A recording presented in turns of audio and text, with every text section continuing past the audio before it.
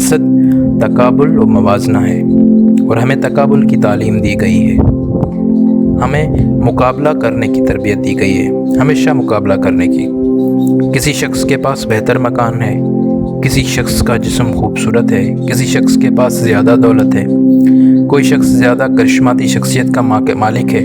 تقابل کرو، پاس سے گزرنے والے ہر شخص کے ساتھ اپنا تقابل کرو، نتیجتاً بے پناہ حسد جنم لے گا۔ حسد مقابلے کی پیداوار ہے۔ اگر تم تقابل کرنا چھوڑ دو تو حسد غائب ہو جائے گا، تب تم یہ جانتے ہوگے کہ تم ہو اور تم کچھ نہیں ہو، اور کچھ ہونے کی ضرورت بھی نہیں ہے۔ یہ اچھا ہے کہ تم اپنا تقابل درختوں سے نہیں کرتے، ورنہ تمہیں تو بہت حسد ہوتا، تم سوچتے کہ تم سرسبز کیوں نہیں ہو، خدا نے تمہیں پھول کیوں نہیں دیے۔ اچھا ہی ہے کہ تم پرندوں سے تقابل نہیں کرتے، دریاؤں سے، پہاڑوں سے تقابل نہیں کرتے، وگرنہ تم شدید حسد میں مبتلا ہو جاتے۔ تم صرف انسانوں سے تقابل کرتے ہو کیونکہ تمہیں صرف انسانوں سے تقابل کرنے کی تربیت دی گئی ہے۔ تم موروں اور طوطوں سے تقابل نہیں کرتے، وگرنہ تمہارا حسد بہت زیادہ ہوتا، تمہیں حسد کا اتنا بوجھ سہنا پڑتا کہ تم زندہ ہی نہ رہ پاتے۔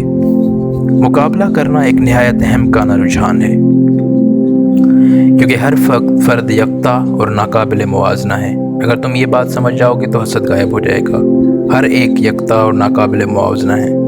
تم صرف تم ہو، نہ تو کبھی کوئی تم جیسا ہوا ہے اور نہ کبھی ہوگا، اور تمہیں کسی شخص جیسا ہونے کی ضرورت بھی نہیں ہے۔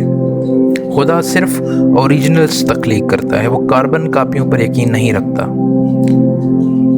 چند قدم دور عظیم واقعات ہو رہے ہیں، گھاس زیادہ سرسبز ہے، گلاب کے پھول بہار پر ہیں، ہر شخص نظر آتا ہے سوائے تمہارے۔ تم مسلسل مقابلہ کر رہے ہو، اور دوسروں کا بھی یہی معاملہ ہے، وہ بھی تقابل کر رہے ہیں۔ ہو سکتا ہے وہ بھی یہ سوچتے ہوں کہ تمہارے لان کی گھاس زیادہ سبز ہے، یہ فاصلے سے ہمیشہ زیادہ سبز دکھائی دیتی ہے کہ تمہاری بیوی بہت خوبصورت ہے، اور تم ہو کہ اس سے تھک چکے ہو۔ تم سوچتے ہو کہ تم اس عورت کے جال میں پھنسے ہی کیوں، تم اس سے چھٹکارا پانا چاہتے ہو، جبکہ پڑوسی تم سے حسد کرتا ہے کہ تمہاری بیوی اتنی خوبصورت ہے۔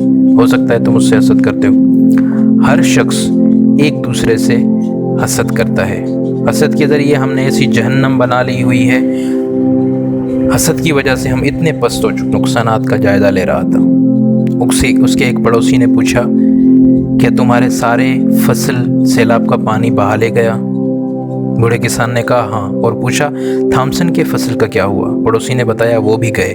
اچھا، بوڑھے کسان نے پھر پوچھا اور لارسن کے فصل کا؟ نہیں، پڑوسی نے بتایا وہ بھی بہہ گئے۔ خوب، بوڑھے کسان نے سکون کا سانس بھرتے ہوئے کہا یہ اتنا برا نہیں ہے جتنا میرا خیال تھا۔ اگر کوئی مصیبت میں ہو تو اچھا لگتا ہے، اگر ہر کسی کو نقصان ہوا ہو تو یہ اچھا لگتا ہے، اگر ہر کوئی خوش ہو اور کامیاب ہو رہا ہو تو بہت برا لگتا ہے۔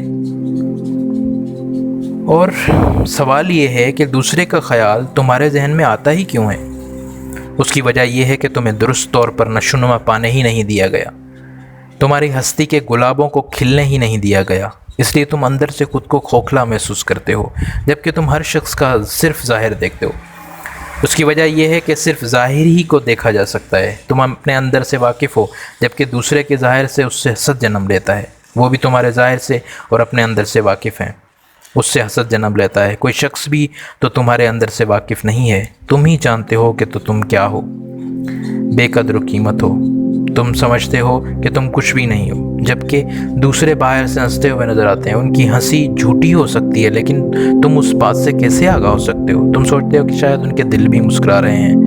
تم جانتے ہو کہ تمہاری مسکراہٹ جھوٹی ہے، کیونکہ تمہارا دل نہیں مسکرا رہا۔ ہو سکتا ہے کہ وہ رو رہا ہو، سسکیاں بھر رہا ہو۔ تم جانتے ہو اپنے اندروں کو، اور صرف تم ہی اسے جانتے ہو، کوئی دوسرا نہیں جانتا، جبکہ تم دوسروں کے ظاہر سے واقف ہو۔ اور لوگ اپنے ظاہر میں خوبصورت ہوتے ہیں، ظاہر تو شو پیس ہوتا ہے اور نہایت فریب کار ہوتا ہے۔ میں تمہیں ایک قدیم حکایت سناتا ہوں۔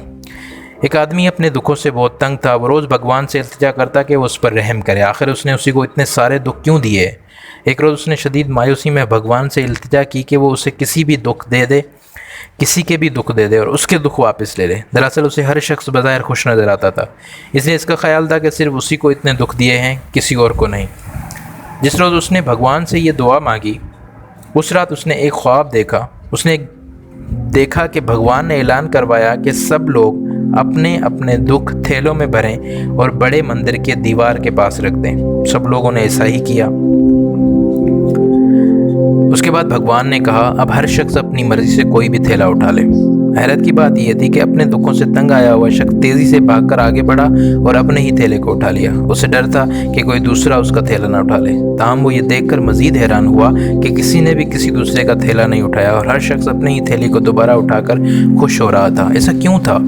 اس لیے تھا کہ پہلی بار ہر شخص نے دوسرے کے دکھوں کو دیکھا تھا، ان کے تھیلوں یا تو ان کے اپنے تھیلے جتنے تھے یا اس سے بھی بڑے۔ دوسرا مسئلہ یہ تھا کہ ہر شخص اپنے دکھوں سے مانوس ہو چکا تھا۔ دوسروں کے دکھوں کو چننے سے پہلے یہی خیال ابھرا ہوگا کہ پتہ نہیں یہ دکھ کیسے ہوں۔ کم از کم انسان اپنے دکھوں سے شناسا ہو، انسان ان کا عادی ہو چکا ہو، وہ انہیں برداشت کر سکتا ہے۔ وہ اتنے برسوں سے اپنے دکھوں کو برداشت کرتا چلا آیا ہے، لہٰذا انجانے دکھوں کو کیوں چنا جائے؟ ہر شخص خوشی خوشی گھر چلا گیا، کچھ بھی تبدیل نہیں ہوا۔ وہ پہلے والے دکھوں ہی کو واپس لے گئے۔ ہر شخص خوش تھا اور ہنس رہا تھا کہ اس کو اپنا ہی تھیلا واپس ملا ہے۔ صبح کے وقت اس شخص نے خدا کی پوجا کی اور اس سے کہا بھگوان، رات کے خواب کا شکریہ، میں دوبارہ ایسی دعا نہیں مانگوں گا۔ تو نے مجھے جو کچھ دیا میرے لیے ٹھیک کیا، یقیناً یہ میرے لیے ہے اور یہ میرے لیے اچھا ہے، تو نے اسے مجھے دیا ہے۔ تم حسد کی وجہ سے مستقل طور پر عذاب میں ہو۔ تم دوسروں کے لیے کمینے بن چکے ہو۔ حسد کی وجہ سے تم احمق بن چکے ہو، بہروپیے بن چکے ہو۔ تم نے ان چیزوں کو حامل ہونے کی اداکاری شروع کر دی ہے جو تمہارے پاس نہیں ہے۔ تم ایسی چیزوں کا حامل ہونے کی اداکاری کر رہے ہو جو تمہارے پاس ہو ہی نہیں سکتی، جو تمہارے لیے فطری نہیں ہے۔ تم بہت زیادہ مصنوعی بناوٹی بن چکے ہو۔ تم دوسروں کی نقل کر کے، دوسروں سے مقابلہ کر کے کیا کر سکتے ہو؟ حسد کرنے والا شخص جہنم میں زندگی گزارتا ہے۔ تقابل کرنا چھوڑ دو، ایک دوسرے سے مقابلے کرنا چھوڑ دو۔ حسد غائب ہو جائے گا، کمینہ پن غائب ہو جائے گا، بہروپیہ پن غائب ہو جائے گا۔ تاہم تم صرف تبھی تقابل کرنا چھوڑ سکتے ہو جب تم اپنے اندر کے خزانے کو پا لیتے ہو۔ اس کے علاوہ کوئی راستہ نہیں۔ ایک زیادہ سے زیادہ مصدقہ فرد بنو۔ خدا نے تمہیں جیسا بھی بنایا ہے خود سے محبت کرو، اپنا احترام کرو۔ ایسا کرو گے تو فوراً ہی جنت کے دروازے تم پر کھل جائیں گے۔ وہ تو ہمیشہ سے کھلے ہیں، تم ہی ان کی طرف نہیں دیکھتے۔